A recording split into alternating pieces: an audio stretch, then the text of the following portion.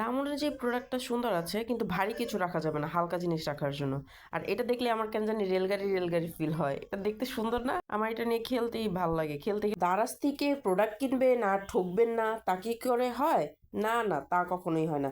আমি আর আমার হাজব্যান্ড চলে এসেছি আনবক্সিং একটা ভিডিও নিয়ে, যে টানাটানি শুরু করেছি, দুইজনে ইচ্ছা মতো টানতেছি, টাইনাই আজকে খুলে ফেলবো।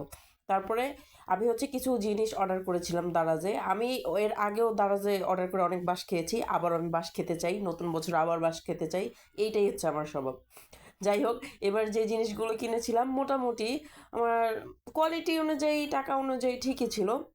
এটা ছিল বাথরুম অর্গানাইজার।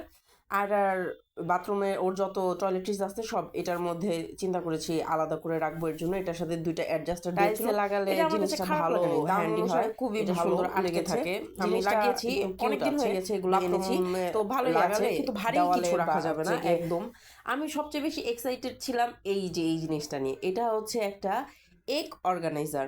আমার কাছে এগুলো খুবই ভালো লাগে। আমি একটা চিন্তা করেছি যে ৩ তালা একটা ছিল, কিন্তু ওইটা আমার কাছে মনে হয়েছে ওটা বিশাল বড় লম্বা, ওইটা ডিম ভেঙে যেতে পারে, আমার কাছে ভয় লেগে গেছে।